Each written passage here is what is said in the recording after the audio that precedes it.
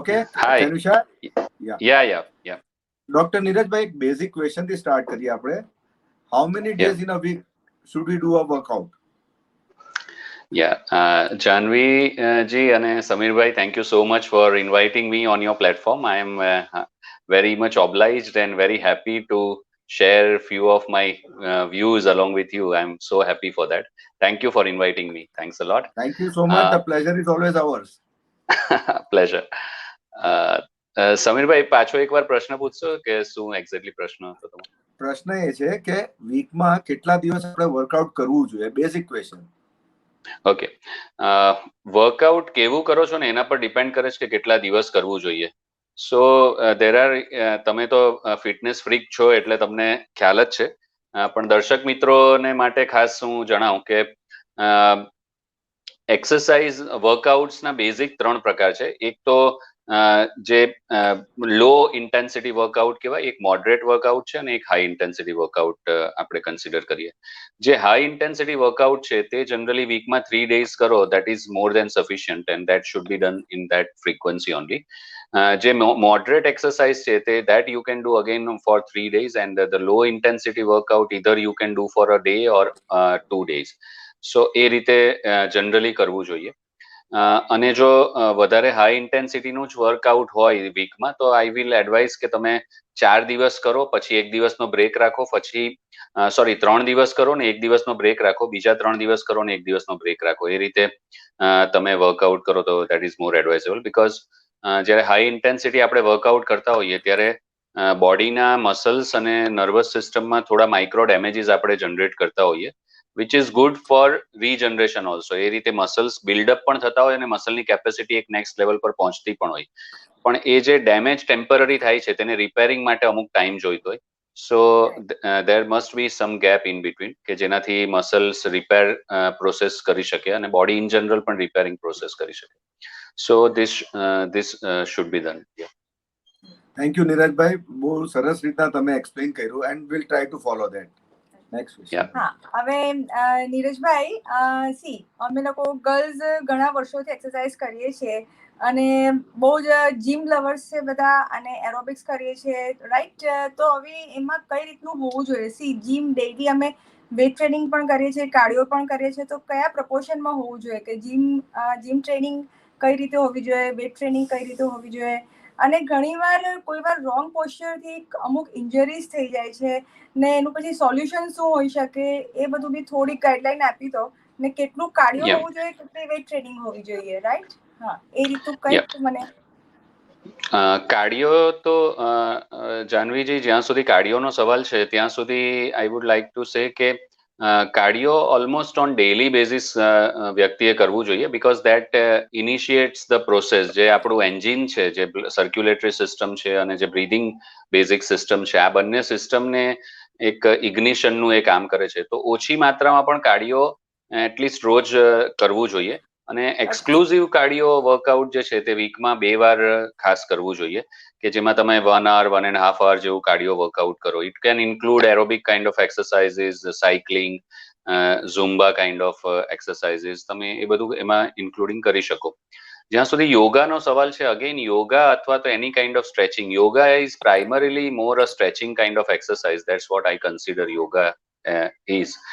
એટલે યોગાનો જ્યાં સુધી સવાલ છે તો આ યોગા એક તો કોણે કરવા જોઈએ અને કોણે નહીં, કારણ કે ઘણીવાર બધાને એવું લાગતું હોય કે યોગા દરેક માટે સારા જ છે, પરંતુ એવું નથી હોતું. ઘણા બધાને યોગા નુકસાન પણ કરી શકે છે અને ખાસ કરીને કોને કરી શકે નુકસાન તે હું તમને જણાવી દઉં.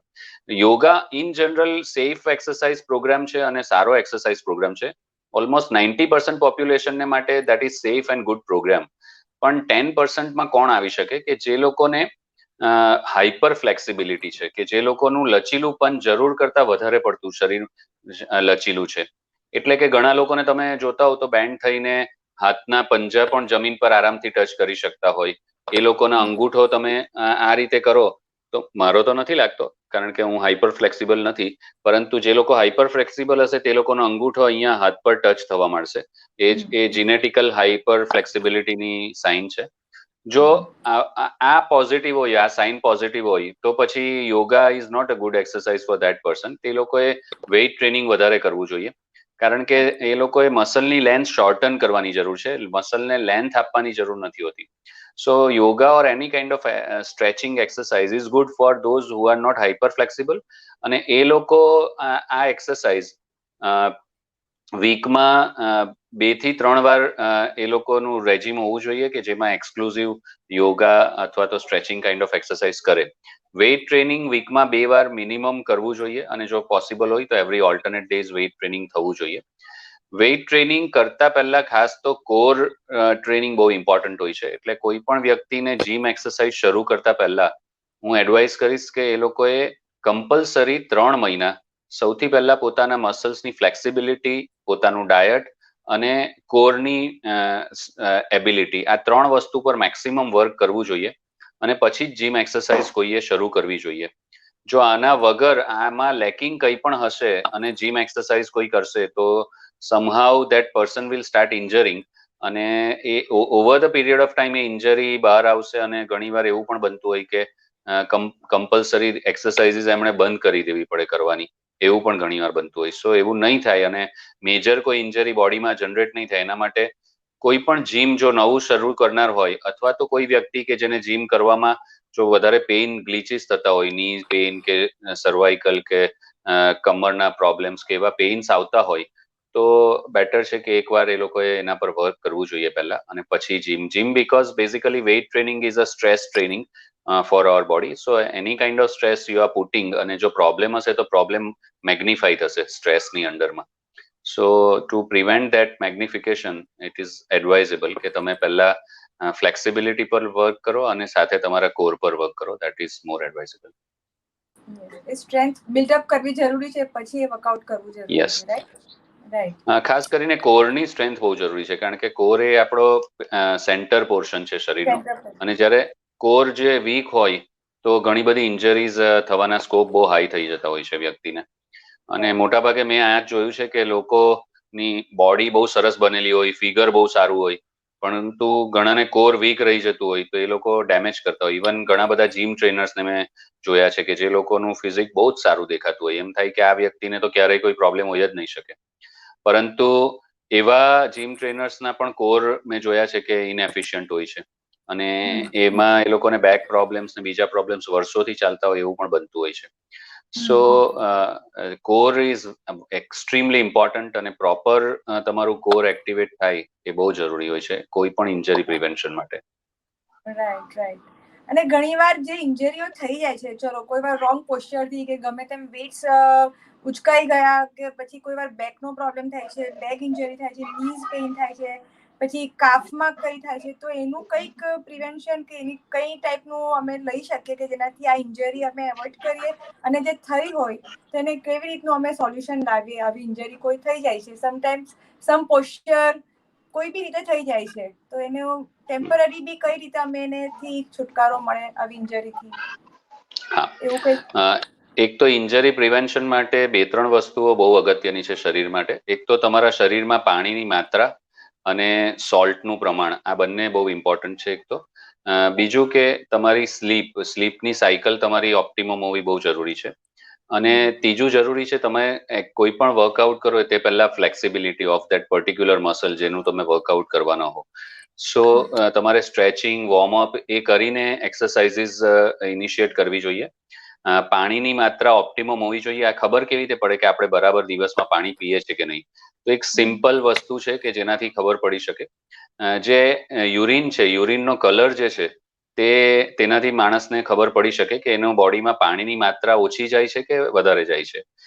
જે શરૂઆતના ઉઠ્યા પછીના 2 યુરિન્સ હોય છે, તે 2 યુરિન યલો અથવા લાઇટ યલો હોઈ શકે, પરંતુ ત્રીજા યુરિનથી એ વ્હાઇટ એટલે કે ટ્રાન્સપરન્ટ જ હોવું જોઈએ. એમાં જો યલોઇશ શેડ હોય તો જેટલો ડાર્ક હોય તેટલું ઓછું પાણી છે તેમ સમજવાનું. એટલે એ જો હોય તો દેટ ઇઝ અ સિગ્નિફિકન્ટ કે તમે પાણીની માત્રા એના પ્રપોર્શનમાં ઓછું લેવ છો, તો એ પ્રમાણે તમારે પાણીની માત્રા વધારવી જોઈએ તમારામાં. અને એ નહીં કરો તો ડિટોક્સિફિકેશનની પ્રોસેસ ઘણા બધા અંશે હેમ્પર થાય આપણા શરીરમાં, કારણ કે આપણા શરીરની ડિઝાઇન જોઈએ ને તો એવી છે કે આપણા શરીર કરોડો કોષોનું બનેલું છે, અને આ જે કોષ છે they are like fish tank, કે એક ફિશ ટેન્ક છે ને એની અંદર ફિશ છે. એવી રીતે શરીરમાં પણ આપણે માઇક્રોસ્કોપથી જોઈએ તો આજુબાજુ લિક્વિડ, દરેક જગ્યાએ લિક્વિડ દેખાશે, અને એની અંદર કોષ તરતા હોય ને તે દેખાશે. આપણને આમ સોલિડ લાગે છે શરીર, પરંતુ ખરેખર એ લિક્વિડ ફોર્મમાં જ છે. પરંતુ આપણને એક બનાવટ એ રીતની છે કે આપણને સોલિડ જ ફીલ થયા કરે છે, લિક્વિડ એટલું. કારણ કે તમે સાંભળ્યું જ હશે કે 80% આપણા બોડીમાં પાણી છે, તો 80% છે ક્યાં ગાડી? તો આ બધી જગ્યાએ પાણી છે. તો હવે જે કોષની આજુબાજુનું જે પાણી છે તેને એક્સ્ટ્રા સેલ્યુલર મેટ્રિક્સ કહેવામાં આવે. જ્યારે આપણા શરીરમાં પાણીનો ઇન્ટેક ઓછો હોય ત્યારે જે આખા શરીરમાં જે કોષની આજુબાજુનું જે પાણીનો જે ટોક્સિનની માત્રા છે તે બહુ હાઈ થઈ જાય. એટલે જનરલી પાણી એસિડિક બની જાય કોષની આજુબાજુનું. ને કોષની આજુબાજુમાં જ્યારે એસિડિક પાણી રહેતું હોય તો એ લાંબા ગાળે કોષની એક્ટિવિટી પણ ડાઉન કરે, અને કેન્સર જેવા રોગ થવાના સ્કોપ પણ બહુ વધારી દે. એટલે ઇન્જરી તો થઈ જ શકે, મસલ ઇન્જરીઝ, જોઈન્ટ ઇન્જરીઝ તો થઈ જ શકે જો તમારા મસલ્સની ના જે કોષ છે તેને પ્રોપર એન્વાયરમેન્ટ પ્રોવાઈડ નહીં થતું હોય તો. પણ આ પણ ઇમ્પોર્ટન્ટ છે. બીજું એક અગત્યનું છે ઓક્સિજનની માત્રા. તમારે બ્રીધિંગ કેપેસિટી એ કેટલી સારી છે. એટલે VO2 મેક્સ કહેવામાં આવે અમારી ભાષામાં. VO2 મેક્સની કેપેસિટી કેટલી સારી છે એ બહુ ઇમ્પોર્ટન્ટ છે. કારણ કે ઘણા બધા સ્પોર્ટ્સમેનમાં પણ ઘણીવાર VO2 મેક્સ બહુ લો હોય, અને એવા ટાઈમે જો એ સ્પોર્ટ્સમેન પણ જો સ્પોર્ટ્સ રમે અથવા તો એ વધારે વર્કઆઉટ કરી લે એ દિવસે જ્યારે એનું VO2 મેક્સ ઓછું છે, ત્યારે પોતાને ઇન્જર કરવાના સ્કોપ બહુ હાઈ થઈ જાય. કારણ કે ઓવરઓલ ઓક્સિજનની માત્રા શરીરમાં ઓછી હોય, અને when you are working out or when you are playing sports you are putting more demand of oxygen inside the body. So એ ડિમાન્ડને જો કોપઅપ નહીં કરી શકતું હોય બોડી, તો એ ઇન્જરીમાં કન્વર્ટ થઈ શકે. એક તો આ ખૂબ અગત્યનું છે. અને મેં કીધું તે પ્રમાણે સ્ટ્રેચિંગ અગત્યનું છે. હવે આ બધું કરવા છતાં પણ જો ઇન્જરી જનરેટ થાય કશે પણ, તો સૌથી પહેલા શું કરવું જોઈએ? તો જે પણ ઇન્જર્ડ પોર્શન હોય તેમાં ખાસ જે ધ્યાન રાખવા વાળી વસ્તુ છે તે રાઇસ પ્રિન્સિપલને ધ્યાન રાખવાનું છે. આર એટલે રેસ્ટ, આઈ એટલે આઈસ એપ્લિકેશન. હંમેશા અક્યુટ ઇન્જરીમાં બરફનો જ શેક કરવો જોઈએ. બરફ ઘસવાનો પણ નહીં, ખાલી લગાવવાનો, આઈસ પેક મૂકવાનું, અને એ 7 થી 8 મિનિટ જ મૂકવાનું. એનાથી વધારે એક સાથે એક જગ્યા પર નહીં મૂકવાનું. પછી તમે જગ્યા ચેન્જ કરી શકો. અથવા એ ભાગ જો ઠંડા પાણીમાં ડુબાડી શકતા હોઈએ તો ઠંડા પાણીમાં ડુબાડવાનો એ ભાગને. ધારો કે એડીમાં કે એન્કલમાં ઇન્જરી છે ને, તમે ઠંડા પાણી બાલ્ટીમાં ભરીને ડુબાડી શકતા હો તો એ વધારે, ચારે બાજુથી જ્યારે ઠંડક લાગશે ત્યારે વધારે એની ઇફેક્ટ આવશે. Basically that is the principal. ત્રીજું છે કમ્પ્રેશન. એ ભાગને તમારે ઇલાસ્ટોક્રેપ બેન્ડેજ હોય તો એ, નહીં હોય તો કોઈ પણ કપડું કે લઈને એ ભાગને તમારે થોડુંક સ્ટેબલ કરી દેવાનું, બાંધીને થોડું સ્ટેડી કરી દેવાનું, કે જેથી ફર્ધર મુવમેન્ટના કારણે ઇન્જરી નહીં થાય, અને બીજું સોજો વધારે પડતો ત્યાં એક્યુમ્યુલેટ નહીં થાય. અને ચોથું છે એલિવેશન, કે જે પણ ભાગ છે, હાથ હોય તો હાથને થોડો ઊંચો રાખવાનો, હાર્ટના લેવલ કરતા ઊંચો રાખવાનો, અને પગ હોય તો સુવાડીને પગને થોડા ઊંચા કરી દેવાના. બેઝિકલી હાર્ટ કરતા ઊંચા લેવલ પર રાખવાનું, જેથી અગેન સોજાનું માત્રા ઓછી રહેશે. જેટલો સોજો ઓછો ભરાશે તેટલી હિલિંગ પ્રોસેસ ફાસ્ટ થશે, અને જલ્દી ટિશ્યુ રિકવર થવાના ચાન્સીસ રહેશે. એટલે ક્યારે પણ ઇન્જરી થાય તો આ 4 પ્રિન્સિપલનું હંમેશા ધ્યાન રાખવું જોઈએ. અને જો સસ્પેક્ટ થતું હોય કે ધારો કે પગમાં ઇન્જરી છે ને વજન નથી લેવાતું, કે ને ફ્રેક્ચરના સ્કોપ લાગતા હોય, તો કોઈ પણ દિવસ એ વ્યક્તિએ પોતાને ફોર્સ કરીને ચાલવાનો પ્રયત્ન નહીં કરવો જોઈએ, અનલેસ એન્ડ અનટિલ કે ચેક કરે. ઘણીવાર એવું બનતું હોય કે માઇનર ક્રેક્સ જનરેટ થઈ હોય ને તમે ખોટી રીતે સ્ટ્રેસ આપવાનું ચાલુ કરો, તો એ જે માઇનર ક્રેક છે તે મોટા ફ્રેક્ચરમાં પણ કન્વર્ટ થઈ જાય. એટલે એનાથી બચવા માટે જ્યારે પણ ઇન્જરી થાય ત્યારે પ્રાઇમા ફેસી તમારે એ જોવું જોઈએ કે તમે ઇઝીલી વેઇટ લઈ શકો છો કે નહીં, જો પગની ઇન્જરી હોય તો. અને જો ઇઝીલી વેઇટ લઈ શકો તો પછી તમારે થોડું વોકિંગ ને એ કરી શકાય વ્યક્તિથી. પરંતુ જો ઇઝી વેઇટ નહીં લઈ શકતા હોય અને પેઇન થતું હોય તો બેટર એ છે કે એ લોકોએ એક્સરે ને કરાવીને ઓર્થોપેડિક ને કન્સલ્ટ કરી લેવા જોઈએ, અને they should rule it out કે ફ્રેક્ચર છે કે નહીં. Hello. Yeah very well explain. Once again એક નાનું રિલેટેડ ક્વેશ્ચન તમને પૂછું કે એઝ અ બેડમિન્ટન પ્લેયર, બરાબર, મને કાર્ડિયો તેમાં મળી જાય છે, તો વેટ ટ્રેનિંગ મારે ક્યારે કરવું જોઈએ? આફ્ટર ડુઈંગ કાર્ડિયો કે બેડમિન્ટન રમતા પહેલા, એટલે એક ટ્રેનિંગ કરીને પછી હું મારી ગેમ ચાલુ કરવી જોઈએ કે આફ્ટર પ્લેઇંગ? સમીરભાઈ, તમારો અવાજ કપાય છે. તમે વેઇટ ટ્રેનિંગ નું શું પૂછો છો? બેડમિન્ટન રમતા પહેલા, ગેમ્સ રમતા મિત્રો, I think some technical issues are there at their point. They will rejoin us. હું ખાસ સલાહ આપીશ દરેક વ્યક્તિને કે હંમેશા કોઈ પણ જાતની તમે એક્સરસાઇઝ કરતા હો તો તમારો જે એક્સરસાઇઝનું રેજીમ છે તે હંમેશા મિક્સ્ડ હોવું જોઈએ. એટલે કે તમે ધારો કે આપણે અઠવાડિયાનો એક્સરસાઇઝ પ્રોગ્રામને કન્સિડર કરીએ તો કોઈ દિવસ તમે યોગા કરો, કોઈ દિવસ વેઇટ ટ્રેનિંગ કરો, કોઈ દિવસ કાર્ડિયો કરો. આવી રીતે મિક્સચર હોવું જોઈએ. અને તે પણ એક જેમ કે સોમવારે તમે યોગા ડે રાખ્યો છે, મંગળવારે તમે વેઇટ ટ્રેનિંગ રાખેલું છે, બુધવારે તમે ઝુમ્બા કે એવી કોઈ પણ એરોબિક્સ ટાઈપની, કાર્ડિયો ટાઈપની એક્સરસાઇઝીસ કરો છો. એક દિવસ બ્રેક રાખો અને જનરલ ફોર્મ ઓફ એક્સરસાઇઝ તમે કરી શકો. એમાં પ્રાણાયામ ને બધું તમે સાથે કરી શકો. Again, pranayama is very good exercise. Pranayama દરેક જણે કરવું જોઈએ અને પ્રાણાયામ ખૂબ હેલ્પફુલ છે. પ્રાણાયામ કરવાથી તમારી બ્રીધિંગ કેપેસિટી ઇમ્પ્રૂવ થશે અને તમારા જે લંગ્સ છે તેની મેક્સિમમ ઓક્સિજન લેવાની કેપેસિટી ખાસી હાઈ થશે. હવે ઘણી વાર એક પ્રાણાયામમાં હું પ્રાણાયામની વાત નીકળી છે તો એક વાત જણાવી દઉં કે પ્રાણાયામ કઈ રીતના કરવા જોઈએ અને કોણે નહીં કરવા જોઈએ તે પણ બહુ ઇમ્પોર્ટન્ટ છે. ઘણીવાર આમાં ભૂલ થતી હોય છે. જેમ કે કાલે જ મારે ત્યાં એક પેશન્ટ આવેલું હતું. તે કહેતું હતું કે એમને કીધું કે પ્રાણાયામ બહુ સારી વસ્તુ છે, પ્રાણાયામ કરો. ને એમના સામે કોઈ નેબર છે તે બહુ યોગાના માસ્ટર છે ને એ લોકો રોજ સવારે કરે છે પ્રાણાયામ. એન્ડ દે સજેસ્ટેડ હર કે પ્રાણાયામ કરો, ભાસ્ત્રિકા, કપાલભાતી અને હોલ્ડ કરવાનું બ્રેથને વચ્ચે વચ્ચે. અને ઇટ વોઝ સો રિગરસ કે એમને પેઇન સ્ટાર્ટ થઈ ગયા અને already she was having pain અને ઓર પેઇનમાં એગ્રાવેશન થઈ ગયું. સો આવું બની શકે કે પ્રાણાયામ તમારા બોડીની પ્રિપેર્ડનેસ વગર જો તમે અમુક પ્રાણાયામ જે ખાસ કરીને ફોર્સફુલ છે, ભાસ્ત્રિકા છે કે કપાલભાતી છે, આવા જો ફોર્સફુલ પ્રાણાયામ તમે તમારી કેપેસિટી વગર કરવાનું શરૂ કરી દો અચાનક, તો એ પ્રાણાયામ પણ તમને નુકસાન કરી શકે અને એ નુકસાનના લીધે ઘણા પ્રોબ્લેમ્સ આવી શકે. તો આવા સંજોગોમાં પ્રાણાયામ બને ત્યાં સુધી લો ઇન્ટેન્સિટીના પ્રાણાયામ કરવા વધારે સારા છે. જેમ કે તમે અનુલોમ વિલોમ પ્રાણાયામ કરી શકો, 3 સ્ટેજ બ્રીધિંગ છે તે કરી શકો અને એ રીતે તમે પ્રાણાયામ વર્કઆઉટ કરી શકો કે જે કોઈ પણ જાતનું સ્ટ્રેસ જનરેટ નહીં કરે અને તમને પ્રોબ્લેમ નહીં કરે. બીજું, પ્રાણાયામ કરતી વખતે તમારી સ્પાઇનની જે પોઝિશન છે તે પણ બહુ ઇમ્પોર્ટન્ટ છે. તમારી સ્પાઇન જે છે તે સીધી રહેવી બહુ જરૂરી છે. ઘણા લોકો પ્રાણાયામ કરતા કરતા વચ્ચે થાકી જાય અને બેન્ડ રહેવા માંડે અને આવા સંજોગોમાં જો પ્રાણાયામ કરવામાં આવે તો તમારી કમરની ગાદી પર લોડ પુષ્કળ જનરેટ થાય. ખાસ કરીને જે ફોર્સફુલ પ્રાણાયામ છે, કપાલભાતી જેવા, તો એવા પ્રાણાયામ જો તમે કમરને થોડી પણ બેન્ડ રાખીને કરશો તો કમરની ગાદી પર પુષ્કળ ડેમેજ જનરેટ થશે અને which can be harmful to you. So એ નહીં કરવું જોઈએ. હા સમીરભાઈ. હા, એટલે ક્વેશ્ચન મારો એ હતો કે હું બેડમિન્ટન રોજ રમું છું. મારું આખું ગ્રુપ જ અમે લોકો રોજ રમીએ છીએ. હેવી બેડમિન્ટન એક્સરસાઇઝ અમને મળે છે એટલે કાર્ડિયો અમારું પૂરું થઈ જાય છે. તો વેઇટ ટ્રેનિંગ અમારે બેડમિન્ટન ગેમ ચાલુ કર્યા પહેલા કરવી જોઈએ કે પછી કરવી જોઈએ?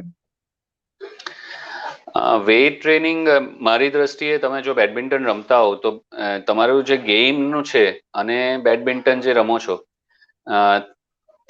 એટલે કે અને તમે સ્ટ્રેન્થ ટ્રેનિંગ કરો છો તે બંને એક અલગ અલગ ટાઈમે જ કરવું જોઈએ. એક ટાઈમ ફ્રેમમાં બે વસ્તુ મારી દ્રષ્ટિએ કરવી એટલી એડવાઇઝેબલ નથી. જનરલી તમે નહીં, બિફોર નહીં કરવું જોઈએ. બિફોર તમારે શું કરવું જોઈએ હું તમને કહું, પણ વેઇટ ટ્રેનિંગ તો નહીં જ કરવી જોઈએ. હું સમજાવું તમને. હા, વેઇટ ટ્રેનિંગ, કોઈ પણ વેઇટ ટ્રેનિંગ તમે કરો ને એટલે ઓછામાં ઓછા 2 કલાક માટે તમારી જે મસલની સિસ્ટમ છે તે લો પરફોર્મ કરવાનું શરૂ કરી દે આફ્ટર વેઇટ ટ્રેનિંગ. બીકોઝ એ એક સોર સ્ટેટમાંથી જનરલી પાસ થતું હોય અને એમાં તમારા નર્વસ રિફ્લેક્સિસ અને તમારા જે મસલ્સની જે કોન્ટ્રેક્ટાઇલ એબિલિટી છે, આ બંને વસ્તુ ટેમ્પરરી કોમ્પ્રોમાઇઝડ હોય. એટલે જો તમે વેઇટ ટ્રેનિંગ કરીને તરત રમશો ને તો તમારું પરફોર્મન્સ એટલું સારું તમે આપી જ નહીં શકશો. અને એ તમને, અને ખાસ કરીને કોઈ પણ તમે જે હાઈ એન્ડ જે પણ તમે તો નેશનલ રમેલા છો એટલે તમને ખબર જ છે, એટલે જે પણ નેશનલ પ્લેયર્સ છે કે ઇન્ટરનેશનલ પ્લેયર્સ છે ને એ લોકો છે તે લોકો ક્યારેય પણ ગેમ પહેલા હેવી વર્કઆઉટ નહીં જ કરે, અને that is not at all advisable. Game પહેલા તમારે શું કરવું જોઈએ? તમારે બે વસ્તુ પર વર્ક કરવું જોઈએ ગેમ પહેલા, ત્રણ વસ્તુ પર ઇનફેક્ટ. એક તો ફ્લેક્સિબિલિટી, જે તમે સ્ટ્રેચિંગ ને બધું કરતા જ જનરલી હોવ છો, એટલે સ્ટ્રેચિંગ કરવું જોઈએ પહેલા તો.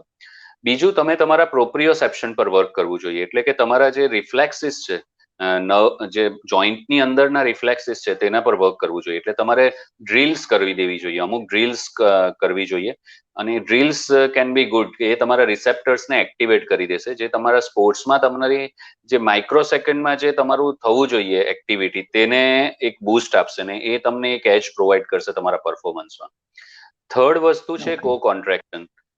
જેમ કે તમે બેડમિન્ટન રમો છો તો તમારા કો કોન્ટ્રેક્શન્સ બહુ ઇમ્પોર્ટન્ટ છે. એટલે કે તમારા પેટના મસલ્સ, તમારા હિપ્સના મસલ્સ, તમારા કાફ મસલ અને તમારા શોલ્ડર, આ બધા મસલ એક સાથે રિધમમાં પરફોર્મ કરે ત્યારે તમે સારા શોટ મારી શકો, સારી સર્વિસ કરી શકો અને એ કરી શકો. તો એના માટે તમારે રિધમિક કોન્ટ્રેક્શન પર વર્ક કરવું જોઈએ. એટલે કેવી રીતે કરી શકો? કે ધારો કે તમારે શોલ્ડરનું રિધમિક કોન્ટ્રેક્શન પર વર્ક કરવું છે, તો એક બોલ તમે ધારો કે લઈ લીધો, સોફ્ટ બોલ કે કોઈ પણ, અથવા ફૂટબોલનો બોલ કે કઈ, અને એ બોલને તમે વોલ સાથે આ રીતે પિરિયોડિકલી પિરિયોડિકલી આ રીતે, સપોઝ અહીંયા વોલ છે તો વોલની અગેન્સ્ટમાં બોલ રાખીને આ રીતે પિરિયોડિકલ મુવમેન્ટ્સ તમે કરી, પછી એ રીતે અપર હેન્ડ રાખીને સેમ મુવમેન્ટ્સ તમે પરફોર્મ કરો. આવી રીતે અલગ અલગ ડિરેક્શનની ઓપોઝિટ મુવમેન્ટ્સ તમારે કરવી જોઈએ, કે જેનાથી તમારા રિફ્લેક્સિસ સ્ટ્રોંગ થાય. તમે થેરાબેન્ડ થી સપોઝ ટ્રેન કરવા માંગતા હો તો થેરાબેન્ડને પણ રિફ્લેક્સલી યુઝ કરવું જોઈએ. જેમ કે કેવી રીતે તમે કરી શકો કે થેરાબેન્ડ તમે અહીંયા હાથમાંથી પાછળ લગાવ્યું અને તમારે તમારા ગેમના પરફોર્મન્સ પહેલા એક્ટિવેશન કરવું છે, તો તમારે એક તો ઊભા રહીને તમારે પેટના નાભીને અંદર ખેંચેલી રાખવાની, બેલ્ટ લાઇનને થોડી ઉપર રાખવાની, અને પછી તમારે બેન્ડને હાથની પાછળના ભાગથી લગાવીને પાછળ વોલ પર તમારે એને રાખવાનું અથવા કોઈને પકડવાનું કહેવાનું. અને પછી તમારે પછી તમારે કેવી રીતે કરવાનું કે હાથને એક જર્ક સાથે મૂવમેન્ટ કરવાની, અને પછી સ્લોલી પાછળ લઈ જવાનું, પછી પાછું જર્ક સાથે મૂવમેન્ટ કરવાની, પછી સ્લોલી પાછળ લઈ જવાનું, પછી પાછું જર્ક સાથે. સો સિમિલરલી તમે આ જ વસ્તુ બોઝુ પર પણ ઉભા રહીને કરી શકો. બોઝુ પર ઉભા રહો છો અને સેમ થેરાબેન્ડ સાથે તમે એક્ટિવેશન કરો છો. Again then you will activate your core, your hip stability muscles, અને આ બધાની આવી રીતની તમે એક્સરસાઇઝ કરશો તો તમારા રિફ્લેક્સિસ, તમારા કો કોન્ટ્રેક્શન્સ એ બધું ઘણું બેટર થશે, અને એ તમારા પરફોર્મન્સને એક નેક્સ્ટ લેવલ પર લઈ જવામાં હેલ્પફુલ થશે. ગેમ પહેલા ખાસ આ ટ્રેનિંગ કરવી બહુ સારી રહેશે, સ્ટ્રેચિંગ સિવાય પણ, અને દરેક સ્પોર્ટ્સમેને આ કરવું જોઈએ મારી દ્રષ્ટિએ. ઓકે, સેકન્ડ ક્વેશ્ચન એ રીતનું છે કે C basically we are vegetarian, બરાબર? આપણે વેજીટેરિયન લોકો છે, બરાબર છે? એટલે ઘણીવાર એવું સજેશન આવતું હોય છે અમારી પાસે કે ભાઈ આપણે B12 ની ટેબ્લેટ્સ કે પેલું D3 માટેની ટેબ્લેટ્સ ની આપણે રેગ્યુલર બેઝિસ પર, હવે બીકોઝ વી આર કેચિંગ એજ, તો થોડુંક છે તે આટલું હેવી એક્સરસાઇઝ ને કરતો હોઈએ તો B12 ની ટેબ્લેટ્સ, D3 ની ટેબ્લેટ્સ અને પેલું સપ્લિમેન્ટ્સ એટલે પ્રોટીન પાવડર ને એવું અમે લોકો રેગ્યુલર લઈએ છીએ. કેલ્શિયમ ડેફિશિયન્સી પણ હોય છે લેડીઝમાં generally, after certain age you need some more calcium, તો એટલું એડવાઇઝેબલ છે, કેટલું લેવું જોઈએ? ઇઝ ઇટ એડવાઇઝેબલ કે બાય સપ્લિમેન્ટ્સ લઈએ આપણે? બીકોઝ પ્રોટીન પાવડર લગભગ ડેલી બિટવીન ધ એક્સરસાઇઝ અમે લેતા હોઈએ છીએ, તો ઇઝ ઇટ એડવાઇઝેબલ?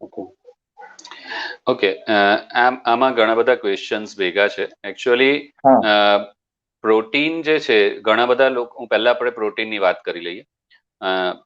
પ્રોટીન જે છે, protein is essential for our body. When you are working, protein, આપણા મસલ ફાઈબર જ પ્રોટીનના બનેલા છે.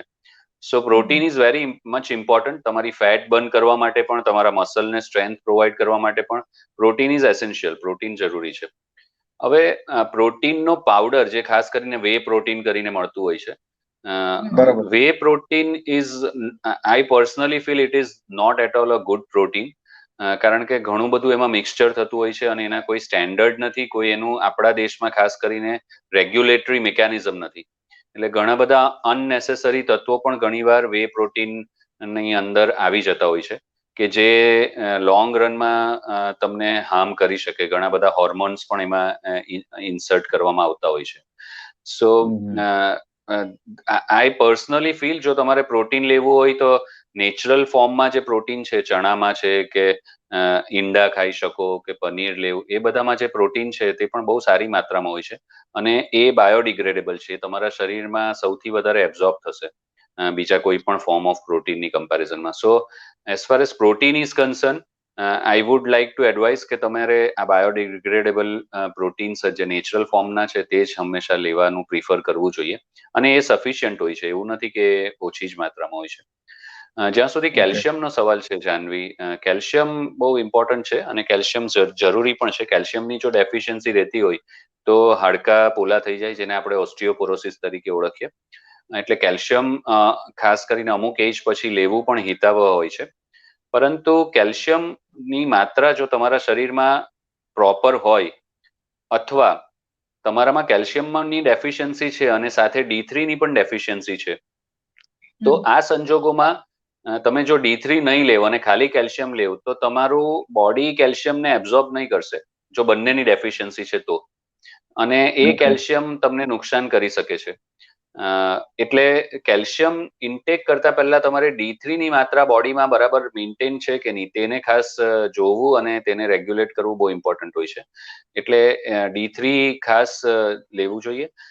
D3 નેચરલ સોર્સ તો છે, સૂરજની ગરમી જે છે તેનાથી આપણા શરીરમાં જ મિકેનિઝમ છે કે નેચરલ વેમાં આપણે D3 પ્રોડક્શન કરી શકીએ. આપણી ચામડી પર ખાલી તડકો લાગવો જોઈએ.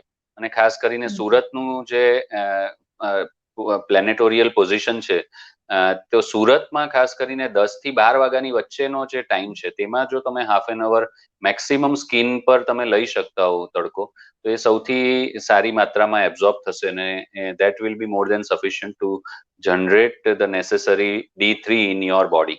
જો તમારું પોસિબલ જ નથી કોઈ પણ રીતે સનનું એક્સપોઝર થવું તમારી લાઈફમાં અને સ્કેડ્યુલ જ એ રીતના છે કે સન એક્સપોઝર નહીં થાય, તો પછી બેટર છે કે તમે D3 સપ્લિમેન્ટ્સ લેવું, either in the form of injections or ટેબ્લેટ્સના ફોર્મમાં.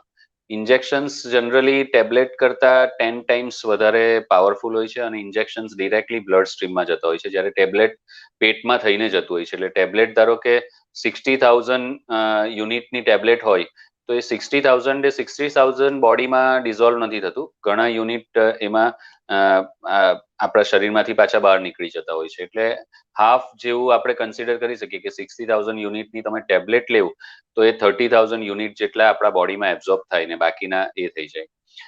જ્યારે ઇન્જેક્શન તમે લેવો તો 6 lakhs યુનિટના જનરલી ઇન્જેક્શન આવતા હોય છે અને એ 6 lakhs યુનિટ્સના ઇન્જેક્શન પૂરેપૂરા બોડીમાં બ્લડમાં જ એન્ટર થતા હોય છે. સો ઇટ ડિપેન્ડ્સ કે તમારે કેટલી ડેફિશિયન્સી છે. જનરલી 50ની આસપાસ D3 મેન્ટેન રહેતું હોય તો that is more than sufficient, that is good. D3 વધારે પડતું હોવું પણ ટોક્સિસિટી ક્રિએટ કરી શકે. એવી રીતે B12 પણ વધારે પડતું હોય તો એ ટોક્સિસિટી ક્રિએટ કરી શકે. B12 ની ટોક્સિસિટીની એટલી ખરાબ અસર નથી થતી કારણ કે B12 જે છે તે વોટર સોલ્યુબલ છે, કે પાણીમાં ઓગળી જાય એવી રીતનું વિટામિન છે અને એ જનરલી યુરિનમાંથી એક્સેસિવ હોય તો ધીમે ધીમે શરીર બહાર કાઢી નાખે એને. એટલે જનરલી B12 ની હા પણ બહુ ક્રોનિકલી જો B12 વધારે પડતું રહેતું હોય તો એ નુકસાન કરી શકે, નર્વસ સિસ્ટમને પણ ડેમેજ કરી શકે. સો એની યોગ્ય માત્રા જનરલી 300-350 ની આસપાસ B12 રહેતું હોય તો that is sufficient for our day to day life. એટલે એ રહેવું જોઈએ. હવે કેલ્શિયમ જે છે, કેલ્શિયમ જો તમને મેં આગળ કીધું તે પ્રમાણે D3 પ્રોપર છે તો તમારે અને કેલ્શિયમની ડેફિશિયન્સી છે તો કેલ્શિયમ ડેફિનેટલી લેવું જોઈએ. કેલ્શિયમ લેવા માટેનો જે સમય છે તે પણ ઇમ્પોર્ટન્ટ છે. જનરલી કેલ્શિયમ તમારે સાંજના ટાઈમે લેવું વધારે સારું છે કે જેથી એનું ડાયજેશન મેક્સિમમ થતું હોય છે. તો કેલ્શિયમ તમારે સાંજના ટાઈમે જનરલી લેવું જોઈએ અને એક્સેસિવ નહીં લેવું જોઈએ. ઘણીવાર અમેરિકામાં ઘણા બધા રિસર્ચ હમણાં રિસન્ટલી થયા છે કે જેમાં એ પ્રૂવ થયું છે કે એક્સેસિવ કેલ્શિયમ જે છે તે હાર્ટ એટેકનું કારણ બનતું હોય છે. જે કોલેસ્ટેરોલ આપણે ગણતા હતા કે જેના લીધે બ્લોકેજ ક્રિએટ થાય, પણ એકચ્યુઅલી કોલેસ્ટેરોલ બ્લોકેજ ક્રિએટ નથી કરતું હતું, એ પ્રૂવ થયું છે. બ્લોકેજ ક્રિએટ થવાનું કારણ મોટા ભાગે કેલ્શિયમ ડિપોઝિશન હોય છે. કોલેસ્ટેરોલ તો બેઝિકલી એ તત્વ છે કે જે કોઈ પણ જગ્યાએ ડેમેજ હોય તેને રિપેર કરવા માટે કુદરત ત્યાં આગળ એ રો મટીરિયલ પ્રોવાઈડ કરે છે, જેને આપણે કોલેસ્ટેરોલ કહીએ. એટલે ત્યાં જો કેલ્શિયમ જમા થતું હોય નળીમાં, તો કુદરત કોશિશ કરતું હોય છે કે કેલ્શિયમને કારણે શરીરમાં ડેમેજ નહીં થાય, એટલે ત્યાં કોલેસ્ટેરોલ જમા કરતું હોય છે. એટલે કોલેસ્ટેરોલ ડિરેક્ટલી ત્યાં જમા થાય અને એ નુકસાન કરે છે એવું નથી હોતું. હવે એ સાયન્સ પ્રૂવ કરતું જાય છે. એટલે કેલ્શિયમ બેઝિકલી એક્સેસિવ માત્રામાં બોડીમાં નહીં હોય તે પણ બહુ જ ઇમ્પોર્ટન્ટ છે. ઘણીવાર કેલ્શિયમના કારણે સાંધામાં ઘસારો પણ ફાસ્ટ લાગી શકે. જો કેલ્શિયમ એક્સેસિવ માત્રામાં હોય તો એ જોઈન્ટ્સમાં પણ સ્ટોર થાય અને જોઈન્ટ્સની અંદર પણ એ એક્સ્ટ્રા કેલ્શિયમ ડેમેજ કરી શકે. એટલે કેલ્શિયમ લેવું જોઈએ, સારું છે, પણ બ્લાઇન્ડલી નહીં લેવું જોઈએ. એવો થંબ રૂલ નથી કે તમે 45 વર્ષના થઈ ગયા એટલે મેનોપોઝલ એજમાં છો અને કેલ્શિયમ લેવા જ માંડવું જોઈએ. ક્યારેય પણ મારી દ્રષ્ટિએ એવું નહીં કરવું જોઈએ. તમારે બ્લડ ટેસ્ટ કરાવીને ડેફિશિયન્સી હોય તો એને પ્રોપર રીતે જ લેવું જોઈએ, અને એને લેવાનું અને છોડવાનું બંને પણ એટલું ઇમ્પોર્ટન્ટ છે, અને એને ઇન્ટરમિટન્ટ કરવું પણ ઇમ્પોર્ટન્ટ છે. એવું નથી કે એ ખોરાક છે ને લાઈફ ટાઈમ તમે લયા જ કરો. રાઈટ. બીજી એક વસ્તુ, સોરી, બીજું એક ઇમ્પોર્ટન્ટ છે જે હેલ્પફુલ થઈ શકે. મેગ્નેશિયમ બહુ ઓછા લોકો કન્ઝ્યુમ કરતા હોય છે. B12 D3 ને એ તો આપણે કરતા જ હોઈએ છીએ જનરલી, પણ મેગ્નેશિયમ પણ બહુ જ ઇમ્પોર્ટન્ટ છે. ખાસ કરીને જે લોકો એક્ટિવ લાઈફસ્ટાઈલમાં છે, તમારા જેવા, કે જે સ્પોર્ટ્સ પણ રમે છે, જીમ કરે છે, ફિટનેસ ફ્રીક છે, તો એ લોકોના બોડીમાં મેગ્નેશિયમની માત્રા અને હિમોગ્લોબિનનું સ્તર આ બંને બહુ ઇમ્પોર્ટન્ટ હોય છે. એટલે એના પર પણ આયરનનું લેવલ તમારા બોડીમાં પ્રોપર હોવું બહુ જ જરૂરી છે.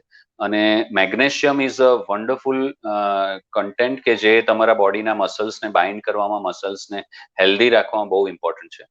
અને મસલ્સનું ઓવરઓલ કોન્ટ્રેક્ટાઇલ એબિલિટીઝને મેગ્નેશિયમ બહુ અસર કરતું હોય છે. મેગ્નેશિયમ ના સપ્લિમેન્ટ્સ પણ જો ડેફિશિયન્સી હોય તો ખાસ લેવા જોઈએ, અને ઘણા બધામાં એ ડેફિશિયન્સી બહુ કોમન હોય છે, જે હિડન હોય છે. Okay, good. બહુ પરફેક્ટ નોલેજની વાત કરી નીરજભાઈ. અને બીજો એક ક્વેશ્ચન છે કે હું પોતે તો બહુ જ ફિટનેસ ફ્રીક છું, અને હું બધાને રિકમેન્ડ કરું છું કે ના ડેલી વર્કઆઉટ તો કરો, જીમ કરો, એરોબિક્સ કરો, પણ હવે ઘણીવાર કહે છે કે બધી જનરલી લેડીઝ કે જેને નથી કરવું, એ લોકો એવા બહાના કરે કે અમારી પાસે ટાઈમ નથી, અમારથી આમ નહીં થાય, તેમ નહીં થાય. તે લોકોને તમે કંઈક તો એવો મેસેજ આપો કે કેમ નહીં થાય ને. લેડીઝ માટે it is not advisable exercise, અને હોય તો કેટલા ટાઈપની કરવી જોઈએ, કઈ ટાઈપની કરવી જોઈએ. બીકોઝ સમટાઈમ્સ કહે છે એરોબિક્સ કરીએ તો અમારા નીઝ ડેમેજ થાય, અમને પગ દુખશે, એટલે એ લોકોથી નહીં થાય. એવા 100 બહાના હોય જેને નથી કરવું એને માટે. તો તમે એ લોકોને કંઈક તો કહેવા માંગો છો કે કઈ ઉંમરે કઈ વસ્તુ થઈ શકે, પણ કઈ વર્કઆઉટ કરો. હું બી સજેસ્ટ કરું છું કે કઈ વર્કઆઉટ કરવું જોઈએ, બીકોઝ હું આટલા વર્ષોથી કરું છું ને એનાથી જે ફાયદા હું મહેસૂસ કરું છું, તો આઈ ફીલ કે બધા બી એવું કરે ને ફોલો કરે સારી વસ્તુ, તો એ લોકોનું બી સ્ટ્રક્ચર સુધરે, કોન્ફિડન્સ લેવલ હાઈ થાય, અને મેઇન તો ફિટનેસ બિલ્ડઅપ થાય એ જરૂરી છે. તો એ લોકોને તમે કંઈક કહેવા માંગો છો કે કઈ સર્ટન એજ સુધી તમે કરી શકો? મને તો લાગે છે કે લાઈફ ટાઈમ એક્સરસાઇઝ કરવી જોઈએ, ઓછી વધતી કઈ રીતે કરવી જોઈએ, વેઇટ ટ્રેનિંગ કરો કે કાર્ડિયો કરો કે કઈ બી, લેડીઝોને એક ઇમ્પોર્ટન્ટ મેસેજ તમે પ્રોવાઈડ કરો બસ મને. તો કઈ રીતે? આ બહુ સારી ભાવના છે તમારી, કે તમે જે એક્સરસાઇઝનું જે ફ્રૂટ તમે એન્જોય કરો છો પોતે, ને જે આ એજમાં તમે જે પોતે તંદુરસ્તી અને જે યુથફુલનેસ જે ફીલ કરો છો, that you would like two share with others. અને જે લોકો અનફોર્ચ્યુનેટલી નથી કરતા, તે ભાવના જ તમારી બહુ ઉચ્ચ છે. તે ખરેખર આઈ રિસ્પેક્ટ દેટ એટીટ્યુડ, અને હું અગ્રી જ છું એ વાતથી. પણ એક વાત હું તમને ખાસ દરેક વ્યક્તિને એ જણાવું કે આપણું જે બોડી બનેલું છે ને, કુદરતે જે શરીર બનાવેલું છે, તે શરીરની મિકેનિઝમ કેવી રીતે ડેવલપ થઈ છે, જે ક્રોનોલોજીકલ ફેઝ છે, તે બહુ ઇમ્પોર્ટન્ટ છે. કે મનુષ્યનું શરીર કેવી રીતે ડેવલપ થયું. તો જ્યારે મનુષ્ય પૃથ્વી પર અવતરિત થયો, જ્યારે પણ ફર્સ્ટ મનુષ્ય પૃથ્વી પર થયો, ત્યારે કોઈ પણ જાતનું સિવિલાઇઝ સોસાયટી હતી નહીં. ત્યારે જંગલો જ હતા, પહાડો જ હતા, કોઈ રસ્તા પણ નહીં હતા, કંઈ જ નહીં હતું, એકદમ રફ ટેરેન જ હતું. જે આદિવાસી આજના ટાઈમમાં આપણે કહી શકીએ કે આદિવાસીઓ, તે લોકો તો થોડા હજુ સિવિલાઇઝ થયા છે, પરંતુ એકદમ જ જે જંગલી ટાઈપનું જે મનુષ્ય હતો તે જ મનુષ્ય શરૂઆતમાં જન્મ થયો. હવે આ જે શરીરનો ઢાંચો જે છે, જે શરીરની ડિઝાઇન છે બેઝિકલી, એ ડિઝાઇન તો એ જે પહેલો મનુષ્યમાં જે ડિઝાઇન હતી તે જ આજની સુધી એ જ ડિઝાઇન કન્ટિન્યુએશનમાં છે. એ ડિઝાઇનમાં કોઈ ઇવોલ્યુશન નથી થયું. એ મનુષ્યને 2 આંખ હતી, આપણને પણ છે, 2 પગ હતા, 2 હાથ હતા, એને એ જ છે. જે તત્વો, જે શરીરના ભાગ છે, તે બધા એટલા ને એટલા જ છે જે એ મનુષ્યમાં હતા. બેઝિક જે ડિઝાઇન છે તે એને એ જ છે. હવે કુદરતના સ્ટ્રક્ચરમાં તમે હંમેશા જોશો ને, કુદરતની કોઈ પણ બનાવટ એ ડિમાન્ડ અને સપ્લાયની બનાવટ છે. કે જે આ ડિઝાઇન બની છે તે એક ડિમાન્ડના આધાર પર કુદરતે આ ડિઝાઇનને ડેવલપ કરેલી છે. અને આનું સૌથી ઇમ્પોર્ટન્ટ એસ્પેક્ટ જે છે તે પોતાને જંગલી જાનવરો, રફ ટેરેન, એ બધાની વચ્ચે પ્રોટેક્ટ કરવા માટે ને એક્ટિવ ને જીવતું રાખવા માટેની બેઝિક ડિઝાઇન છે. કે તમને જંગલી જાનવરો મારી નહીં નાખે, તમારે ઝાડ પરથી ઉપરથી હોય તો તમે ચડી શકો, ઉપરથી પાડી શકો, પહાડ ચડવા હોય ચડી શકો, પાણી દૂર લેવા જવું હોય દોડી શકો. આવા અનેક રીતના એબિલિટીઝ કુદરતે આ બોડીમાં મૂકેલી છે. અને આની મિકેનિઝમ જ એવી છે કે તમે જેટલો એનો ઉપયોગ કરો એટલું એ વધારે રિફાઇન થતું જાય અને વધારે સારું પરફોર્મ કરતું જાય. આની આખી ડિઝાઇન જ એવી છે. જેવું તમે એનો યુઝ ઓછો કરતા જાઓ તેમ તેમ એ ડિટોરિએશનના ફેઝમાં જતું જાય. એટલે તમે જોશો ને તો જે લોકો એક્ટિવ લાઈફસ્ટાઈલમાં છે તે લોકોને તમે, જેમ કે તમે કપલ્સ બંને જણ, તો તમે અત્યારે પણ યુથફુલ જ છો ને, તમે તમારા વિચારો, તમારું લુક્સ બધું યુથફુલ જેવું છે. અને જે લોકો આ બધામાં નથી તે લોકો ધીરે ધીરે એજિંગ એ લોકો પર અસર કરતી જાય. એ લોકો વિચારો પણ એવી રીતના થતા જાય, એ લોકોનું શરીરનું બિહેવિયર, ડાયજેસ્ટિવ સિસ્ટમના ઇશ્યુઝ, બીજા બધા ઘણા બધા ડિઝીઝીસ ધીમે ધીમે ઘેરતા જાય. કારણ કે ઓવરઓલ જે બોડીની એફિશિયન્સી છે તે દરેક સિસ્ટમ ધીરે ધીરે સ્લો ડાઉન થતી જાય. ઇનિશિયલી કોઈને ખબર નથી પડતી હોતી. જ્યાં સુધી બધું સારું ચાલતું હોય ને, કોરોના નહીં લાવેલો ત્યાં સુધી બધાને એવું જ હતું કે આ તો આપણી દુનિયા તો સ્વર્ગ જ છે ને બધું જોરદાર જ છે, આવું જ કાયમ રહેવાનું છે. પણ હવે એવી બ્રેક લાગી કે કોઈને ખબર જ નહીં હતી કે આવી બ્રેક પણ લાગી શકે. એટલે એવું જ જીવનમાં પણ થતું હોય છે કે લોકોને જ્યાં સુધી બ્રેક નહીં લાગે ત્યાં સુધી આઈડિયા જ નથી હોતી કે પોતે આટલા વર્ષો જે ખોટા બગાડ્યા, જેના પર ધ્યાન નહીં આપ્યું, તે ખરેખર હવે હેરાન કરે છે. અને એ વખતે ઘણીવાર બહુ મોડું થયું. એકચ્યુઅલી મોડું ક્યારેય નથી થતું.